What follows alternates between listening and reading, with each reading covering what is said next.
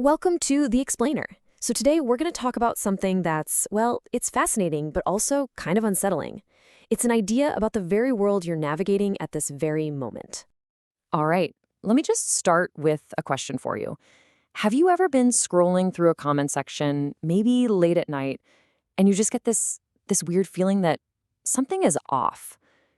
Like the people who are supposedly talking to each other, they just don't seem quite real. Well, that feeling? It actually has a name. It's called the dead internet theory. And yeah, it's pretty much a ghost story for the digital age. The core idea is that this bustling, chaotic online world that we all think we know is actually just an empty, automated illusion. Okay, so let's really dive into what this means. The theory kind of breaks down into two main parts. One is something that we can all sort of see and feel for ourselves, and the other, well, the other is where the conspiracy really kicks in. So on the one hand, you've got this observable phenomenon, the idea that real organic human activity is just getting drowned out by bots and content that algorithms are pushing on us. But then there's the much bigger claim that this isn't just an accident.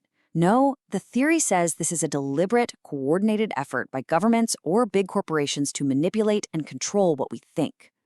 So here's the crucial question, right?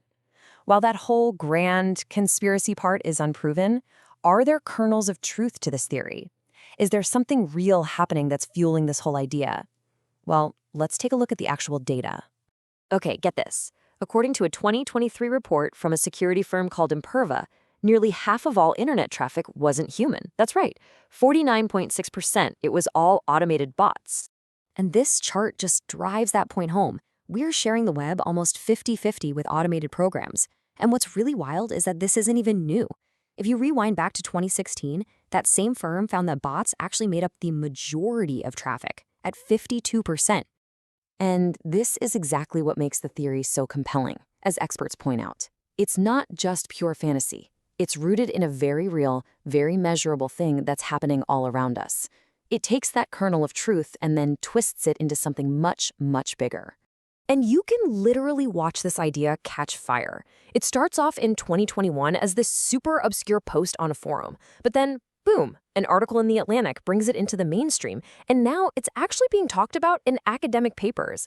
That's a pretty incredible journey for a conspiracy theory. But here's where everything changed: the recent explosion in generative AI. What once sounded like a fringe theory suddenly started to look like a plausible prediction for our immediate future.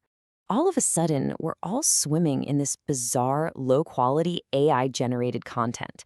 People are calling it AI slop. I mean, you've seen this stuff. The weird shrimp Jesus images that flood Facebook, followed by thousands of identical bot comments just saying amen. That's it. That's a bot-to-bot engagement loop playing out right in front of us. Now, this leads to a really serious technical risk that researchers call model collapse. So think of it like this. The first AIs trained on huge amounts of human-created content, but now those AIs are pumping out a massive amount of their own synthetic content.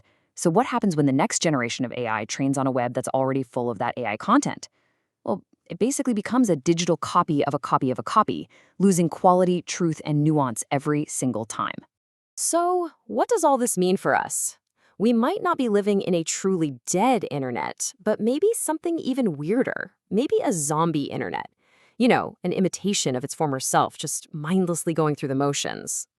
And the real fear here is that authentic, human-to-human interaction online is going to become a luxury item, something you have to hide away for in private groups and on paid servers, while the public internet just devolves into nothing but synthetic noise. So, this all builds to one final big question, a question about your own experience happening right here, right now. It really makes you wonder about the nature of the content that you consume every single day, and that includes this very explainer. So what do you think? Are we the last